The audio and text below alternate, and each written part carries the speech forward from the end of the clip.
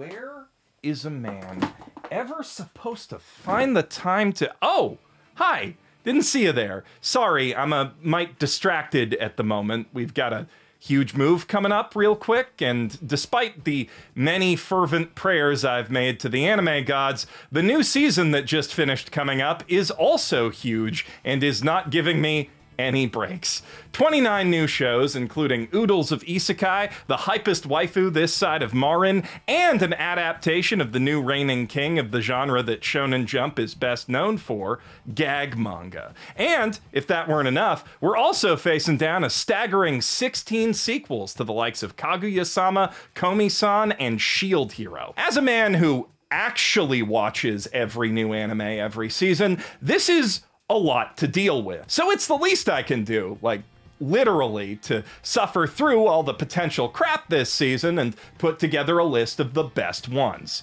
The best new ones, I mean, because, you know, sequels are for people who've already seen the first part. Kaguya-sama, Ultra Romantic, definitely doesn't need my help to get new viewers, for example, and while I'd love to sing the gospel of Ascendance of a Bookworm one more time, I can recognize that 3 seasons is a big buy-in, even for the best non-violent fantasy anime since Spice and Wolf. So, if you're about to leave a comment asking where that or the new Blackrock shooter is, please continue. Actually, it is very good for the algorithm. Also, now that I mention it, the new Blackrock shooter is kind of a unique case because it, along with Summertime Render, a very promising surreal small-town time loop murder mystery that I was really looking forward to, is gonna be one of the first ever residents of the newly opened Disney Plus jail.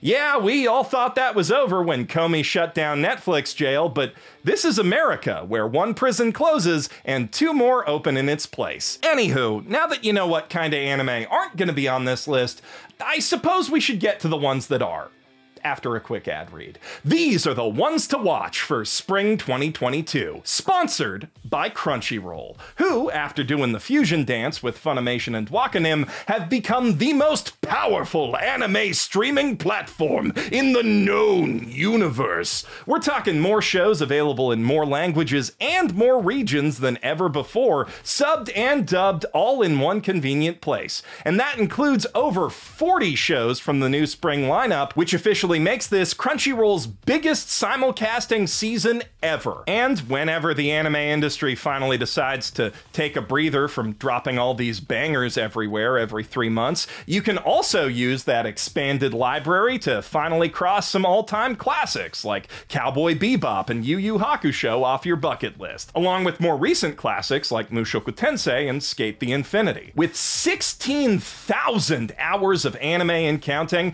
there has never been more value in a Crunchyroll subscription. And if you click the link in the doobly-doo, you can get all of that free for a 2-week trial. Oh, and hey, existing Funimation subscribers, don't forget to cancel that subscription and sign up for Crunchyroll. You'll find a special code to help you do that waiting in your inbox. Otherwise, if one of these catches your eye, just click that link to start watching it today. Putting aside the newly crowned Shonen Jump royalty that you just expect to see rise to the top, the most hyped new anime of this season by a wide margin is Shikimori's Not Just a Cutie, which has risen to almost the top for the expected dress-up darling reasons of being a good story about a very good girl in a healthy relationship with an equally good boy, but also, as the title suggests, because said good girl isn't just a cute girl, she's also a badass who could kick your ass or maybe save your ass from getting isekai'd and then give your ass a polite little squeeze while she stares firmly and assertively into your eyes with a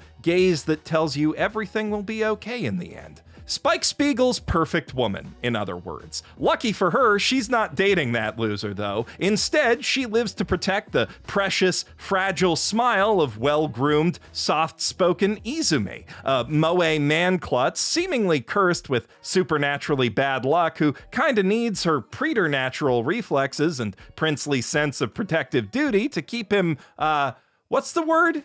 Right.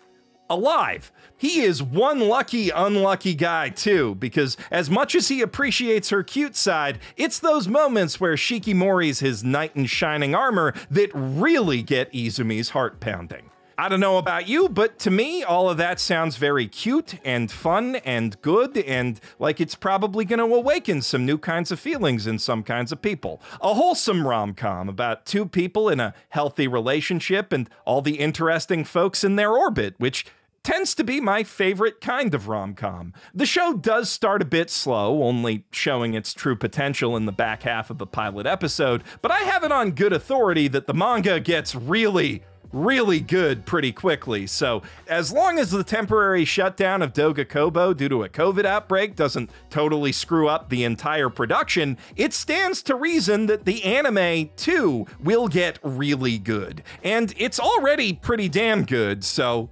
watch it. But enough with all that lovey-dovey stuff. You want something intense, an anime of action. And boy, do I have a good one for you. Dance Danseur is a macho as fuck seinen martial arts anime about, don't interrupt me, I know what I said, about a natural-born athlete with a secret, prodigious passion for ballet. Junpei Muro's heart was captured by the performance art when he mired a breathtaking display of peak masculine physique at his sister's school recital. But sadly, before he can even start joining her for practice, their dad, a professional stunt coordinator and Jeet Kune Do master, does what you'd expect a Cowboy Bebop fan to do and dies tragically young. And so the boy chooses to put his dream away in order to live up to the manly ideal that his dad represented to him, even if that's not what his dad would actually have wanted for him. But that all changes years later when the hottest and most popularist girl at his high school shows up at his door and then flashes her panties at him, but not the audience. Classy move, director, in order to lure him back to her family's ballet studio and expose that the spin jump round kick he was showing off at school is actually a flawlessly executed 540. And then she asks him to be her dance partner. And just to be clear, she flashed him on purpose. Miyako Godai is a very dangerous young woman. It seems like Junpei knows it, and she knows he knows it. I fully anticipate there will be much drama and that it will be delicious. We're not wasting any time getting there either. Junpei doesn't, as you might expect, Troy Bolton all over the place and make her chase him down for the full episode and convince him to do ballet, but instead he immediately springs into a sparkly Kira fireworks explosion of dance, sucked in by the irresistible pull of the open dance floor before him. A moment of exhilarating freedom and intoxicating physical energy captured in stunning KyoAni-esque animation that effortlessly conveys to even the ballet-hatingest of viewers why dancing is cool and manly, actually, and more importantly, why this guy just can't let go of that feeling, even if he does keep it buried under some Troy Bolton insecurities. Now, clearly this show is a bit different from your typical martial arts anime, but all of the necessary ingredients are here. You got a protagonist who's driven to see where his physical limits lie and then shatter them, a dojo with reluctant old masters who nonetheless can't bring themselves to deny the potential of the prodigy before them, a dead father figure, a good old-fashioned hot-blooded rivalry, and, most importantly, muscle sakuga. I rest my case, even though I feel like I shouldn't have to rest a case. In a perfect world, everyone would already know about the unrivaled glory of Princess Tutu, and I wouldn't have to tell you that real men watch ballet anime, but we live in this world, so here we are.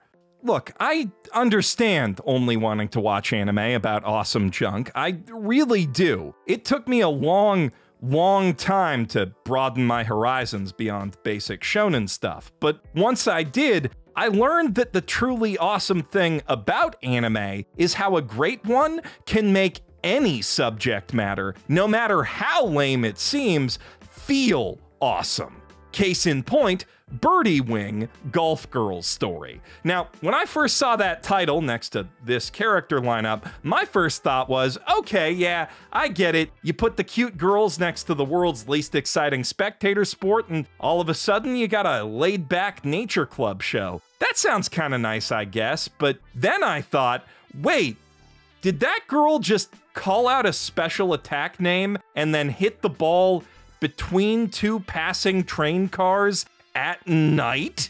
Eve, our heroine, is a golf hustler from the wrong side of the tracks who, in her own words, does not golf, but rather hits balls with sticks to survive, the only way she knows how. Sometimes in late-night underground urban golfing duels, others in more official tournaments where she uses elaborate spy disguises to impersonate and pinch hit for the pros. But much like Megalobox Joe and Beyblade Tyson, when a talented, wealthy rival appears before her, Japanese golf prodigy Amawashi Aoi, it spurns Eve to pursue the sport in earnest, and also spurned me to fall for Aoi faster than just about any waifu I've ever seen with this one moment.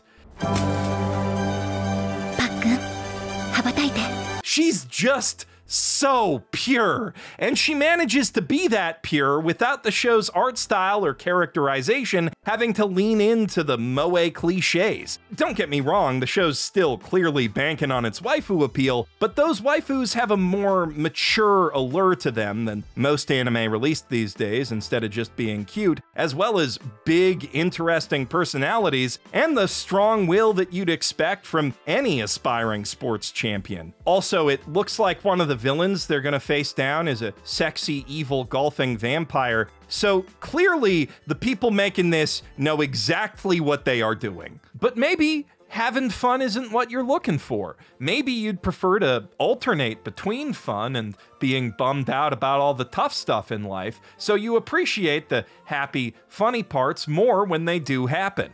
If that sounds like an anime more suited to your taste, then you'll likely find Daimon, a slice of life story about a traditional Japanese sweet shop, to be utterly delicious. Nagomu Irino was the heir apparent to his dad's Wakashi workshop, Ryokusho, but when he came of age, he unexpectedly decided to leave and see what else life had to offer. But 10 years later, when his dad is hospitalized, Nagomu finally realizes just how important it is to him that someone be there to carry on the shop's legacy, and so he returns to Kyoto at last ready to take up the mantle of successor. Unfortunately for him, that mantle has already been taken by Itsuka Yukihara, an earnest, hard-working young girl who's been living and working in the shop since her dad abandoned her there over a year ago. So now, instead of training to take over the shop like he thought he would, Nagomu finds himself tasked with becoming the father figure that its actual future owner desperately needs in the present. And while he doesn't think he's really ready for that, and the diligent 10-year-old isn't too thrilled to be relying on a guy who, from her perspective, abandoned his duties to his family either, they will both, of course, over the course of the story, eventually discover that they each had what the other needed all along, and it will be very heartwarming, and you will probably smile and cry at the same time, at least I hope. Though what I'm really desperately hoping is that Daimon Recipe for Happiness never pulls an Usagi drop on us, because that's my fear every time a wholesome dad and daughter anime appears, especially when the daughter is adopted. Now, knowing anime and knowing me, you knew there was gonna be some kind of isekai somewhere on this list, but let me tell you, the Executioner and her way of life is some kind of isekai. Just look at it. The most breathtaking magic this side of Mushoku Tensei, combined with acrobatic action, the likes of which the world's greatest assassin who got reincarnated in another world as an aristocrat could only dream of having animated that nicely. Sorry, that sentence kind of got away from me. I was just thinking about how I'd let her kill me. With that kind of premium production quality and a top-shelf murder waifu as the star, this has got to have at least a 7 on my anime list? Nani the fuck?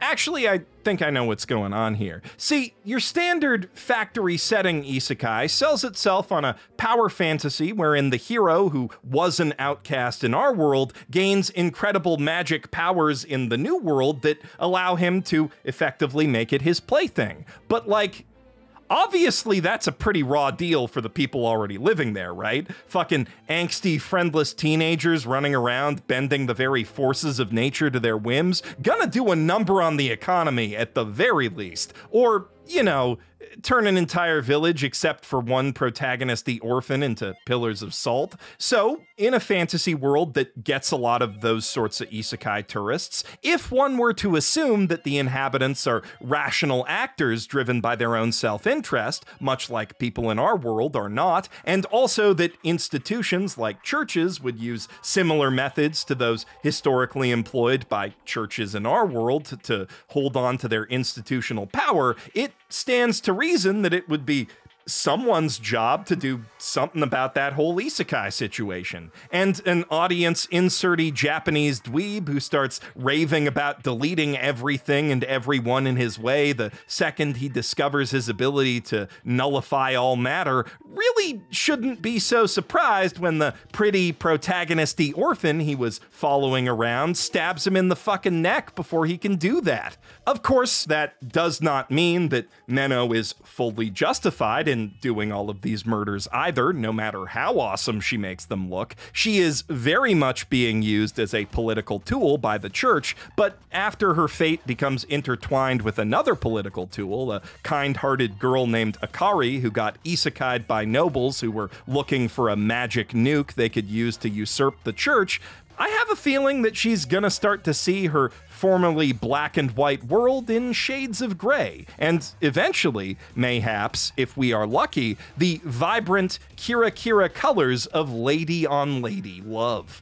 But I'm only thinking about any of that because I'm already on board for what the story's doing. People who mindlessly clicked on the new isekai thing for some easy wish fulfillment and then immediately attached themselves to the fake-out protagonist aren't gonna give it anywhere near that much credit before they get mad that the "hey, he just like me" guy died, and you know, I can't really blame them. It's difficult to fully appreciate an exquisitely prepared plate of escargot when you're pretty sure you ordered a Big Mac, you know? But that does not change what the executioner and her way of life is at its heart. Gourmet anime for individuals of culture. If that's you and you go in knowing what to expect, it will show you a sublime time. Okay, I spent a bit longer ranting about that than I probably should have, but lucky for me, I don't have to say much about Love After World Domination because it pretty much sells itself. It's a zany rom-com about a straight-laced Red Ranger who falls in star-crossed love with the noble top enforcer of the secret organization that his Ranger squad, Gelato 5, is supposed to be fighting. Red, aka Fudo, is a total meathead who spends all his time bodybuilding and is 1000% serious and earnest about everything always. In contrast to that, as a disciplined fighter who lives only for the thrill of battle, the skull-themed, lingerie-clad Desumi-chan is, of course, a total cinnamon roll who has never even held a hand before and thinks you should wait at least 6 dates before something that lewd. Their love, likewise, is completely pure. She loves his fighting spirit and earnest demeanor, and he respects her skills and her nail game on Insta. But of course, that simple and clean dynamic will inevitably be hilariously overcomplicated by how they have to sneak around behind the backs of all their teammates, who are very funny characters in their own right, I might add. I really like the wannabe fuckboy Blue Ranger. Also, the animation is quite nice for the jokes, the action,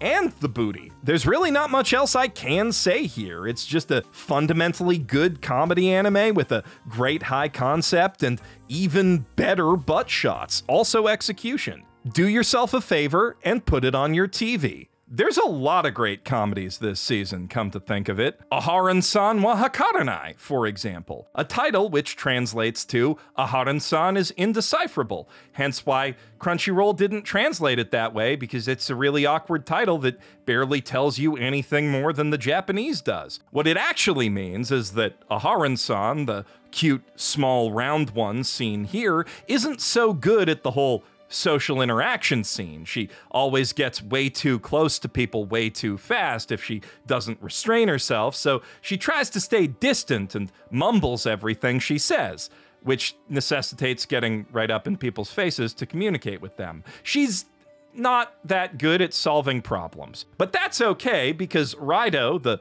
tall, serious one at the desk beside her, has a terrifying face that scares all his potential friends away, so he is desperate and also persistent enough to just plow straight through what he thinks is her giving him the silent treatment until he finally realizes that she was actually talking back the whole time. And then they start spending time together. A lot of it trying to help each other solve their problems, and it is very cute to watch, but also the quirks of their characters naturally create a lot of opportunities for very funny gags, which are further enhanced by the equally quirky cast of characters that surrounds them. You know, like how a high school romantic comedy anime works. But a very, very good high school romantic comedy. One that excels in both how subtly calculated the construction of those gags is, and in how creatively quirky all of those characters are. It is a well-made, well-maintained piece of basic comedy machinery that works incredibly well.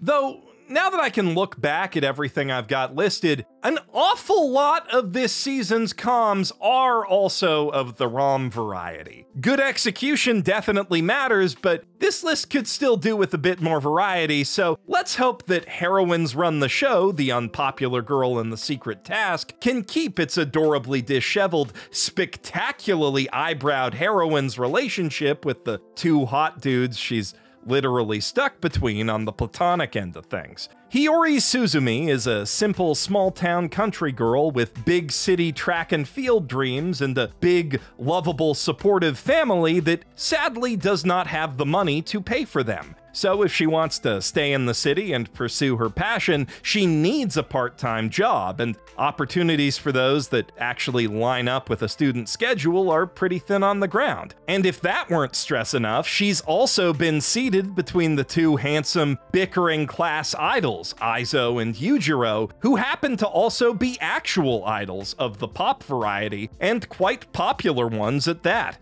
Every single girl her age recognizes them instantly, except, of course, for Hiyori, because her mind is always on the track.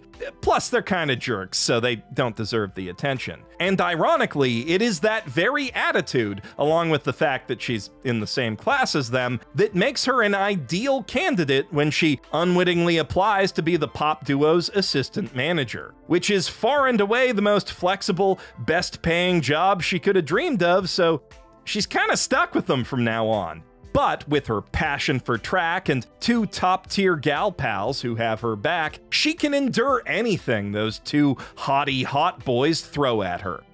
Probably. But even if she stumbles along the way, how could anyone not root for such enthusiastic, go-getting eyebrows? Also, she's very likable, all the characters in this show are quite likable, and it feels very grounded and realistic compared to a lot of high school anime, with every character sort of having their own thing going on. I like it a lot. Now, at long last, we reach the end of this long list, and the title you've all been waiting for, though, trust me, I've been waiting a lot longer. I've been an avid reader of the Spy Family manga since the week it premiered in Shonen Jump, and I've been vibrating with excitement ever since the anime was announced. With Wit Studio and Cloverworks co-producing, and Dororo and Gundam Unicorn's Kazuhiro Furuhashi directing, there was no way this adaptation would disappoint, and the source material it's based on is solid gold, some of the best executed comedy ever put to print, with an absolutely inspired premise. So all it needed was a good execution to be one of the best anime ever. If you're not familiar, here's what that premise is. The man, known only as Twilight, is a master spy and master of disguise who works tirelessly to diffuse tensions between his home country of Westalis and her hostile neighbor, Austania. When a far-right Austanian politician begins secretly scheming to bring the two countries into all-out war, the intrepid agent must find a way into his inner circle. But that's easier said than done, for the reclusive, elusive villain has only one tie to the outside world: Eden Academy, a prestigious elite school where Austania's brightest and best connected children learn the skills they'll need to rule the country. Which means if Twilight wants an in with the guy, he'll need to become the one thing he never thought his life would let him be. Take on the one job he never prepared for. Twilight needs to be a dad. Adopting the alias of psychologist Lloyd Forger, Twilight swiftly acquires an adorable, precocious orphan child named Anya to act as his daughter, and soon after comes to a mutually beneficial arrangement with one Yor Breyer, a ditzy government clerk who really needs a fake husband of her own to stop all the office gossip, and also to act as a cover for her second job as the Thorn Princess, a deadly assassin who hunts down any who might threaten Austania's peace. Also, forgot to mention this, the orphan has telepathic powers that allow her to know both of these secrets, but she doesn't really mind because spies are super cool. Anya is the glue that holds this little found family together, and also a hilarious little gremlin with the best reaction faces ever. So look forward to seeing GIFs of those everywhere forever. No, seriously, look forward to it. She is delightful. You will not be able to help yourself from smiling whenever you see her face. Her adopted parents are also quite delightful on that note, as are the many colorful characters that their equally colorful careers bring into their lives. And the best part is, character-driven comedy is far from all this series has going for it. It also possesses a powerful, warm, beating heart that just makes you feel good when you read it. And sometimes that heart gets stabbed with ninja needles in awesome fight scenes, which the anime has already proven it can make even awesomer. Spy Family is nothing short of the complete anime package. 100% grade A gag anime goodness mixed with genuine action thrills and even more genuine moments of pathos.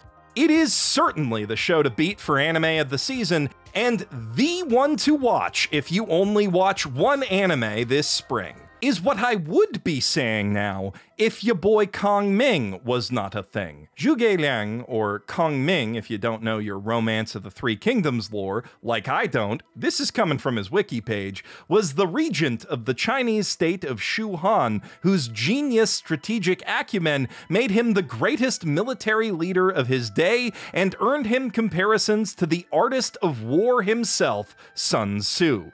Every military buff knows this dude is a stone-cold badass, but such titles and accolades mean very little at the painful, lonely end of a life spent warring. On his deathbed, with his enemies closing in and his kingdom crumbling around him, Kong Ming wished only to enjoy peace in his next life. Now, the streets of Shibuya on Halloween night are not the first place I'd go to find that, but I guess relative to a battlefield, it's not too bad. And once Kong Ming clears up the understandable misconception that he's ended up in hell, he starts to find more and more things to like about Party City, Tokyo. First and foremost, the voice of what he'd first assumed to be some sort of demonic siren, but who is actually just a very sweet, earnest, and also smoking hot aspiring musical artist named Eiko. And after she rescues his blackout drunk ass from a back alley and teaches him everything he needs to know about our modern world,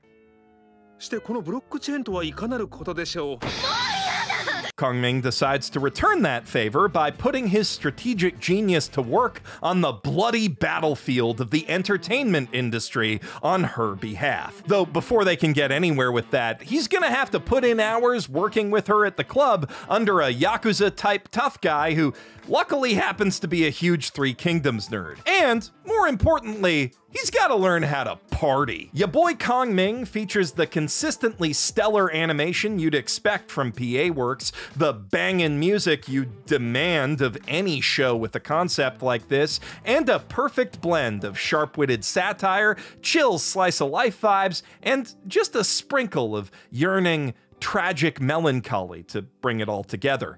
Plus a top-tier Genki waifu in the co-protagonist chair at a time when gal stocks have never been higher. Do not sleep on this anime, guys. You watch this now and you will get to be that guy who's like, yeah, I saw Odd Taxi when it was airing. Trust me, it feels real good to be that guy. Or girl. So if you only watch one new anime this spring, make it 2 anime. Your boy Kong Ming and Spy Family. It is so rare to see even one comedy of this caliber in a season, let alone 2, and that's not even counting Kaguya-sama, but that's a subject for another video. Probably of the hour-plus essay variety. For now, these have been the ones to watch for spring 2022. Although, just between you and me, they're not the only ones you could be watching. We do got some of that other stock out back again if you're interested. You know, irregular goods at discount prices. Well, technically some of them are on recall, but it's nothing deadly. Don't worry about it. On that note, as a fan of death games and death game adjacent media, I was really looking forward to Tomodachi Game, which takes a different route from most anime about teenagers who are kidnapped and coerced into playing a game by a creepy cute mascot character by forcing them to gamble with huge amounts of money that they don't have instead of their lives. Indeed, the psychological experiments at the core of the story are genuinely fascinating, but they're held back a lot by the inept execution of the anime adaptation and poor pacing in general. Still, I could see this one getting really good as it goes on, and it does make me want to read the manga. Next up, aside from Birdie Wing, sports anime fans have 2 other solid shows to get excited about this spring.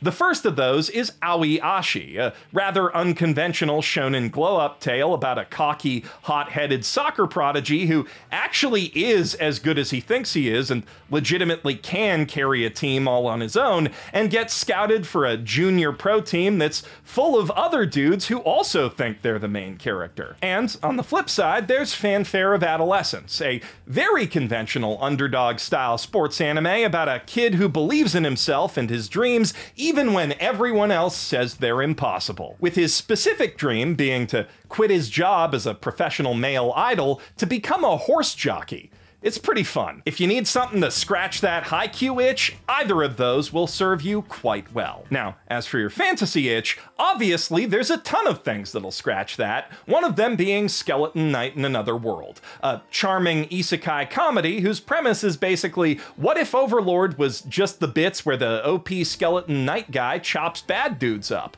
It has a charismatic protagonist and a very solid sense of comedic timing, but speaking of timing, I should warn you, because the show's content warning pops up while it's happening, that the show does cold open on some pretty graphic Goblin Slayer type shit, which is not an indicator of what the rest of the manga is like at all. I don't think there's another scene like that in the entire thing, but that only makes it weirder that they decided to make that the very first thing that people saw of this incredibly goofy comedy. Still, it should tell you something about how funny the rest of it is that I'm still suggesting it in spite of that. Still too much for you? I understand. We also got a cutesy little moe comedy in back called RPG Real Estate, which is about, as the title suggests, an RPG party of 4 cute girls who sell houses to people.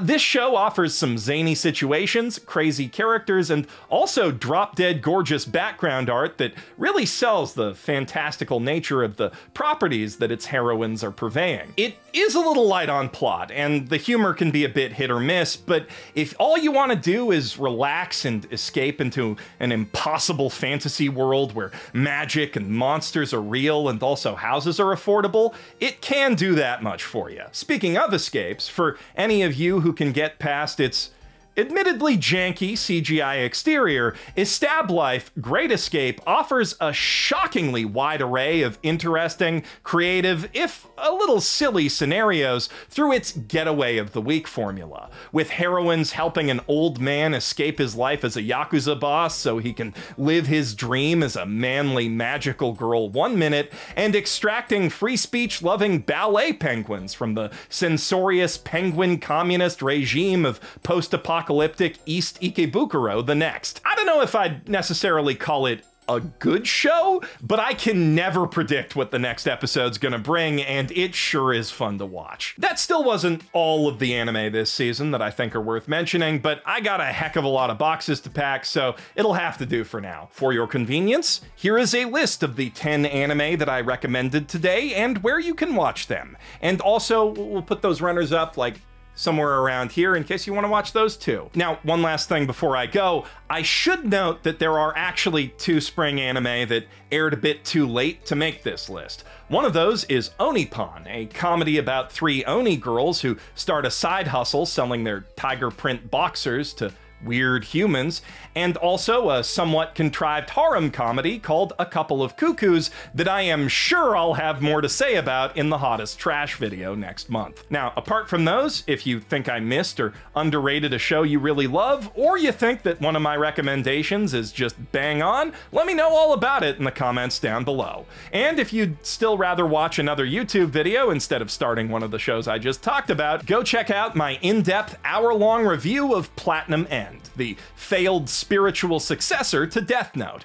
As for me, I got more packing to do, so I'll see you later. I'm Geoff Thew, professional anime watcher, signing out from a house I don't own for maybe the last time.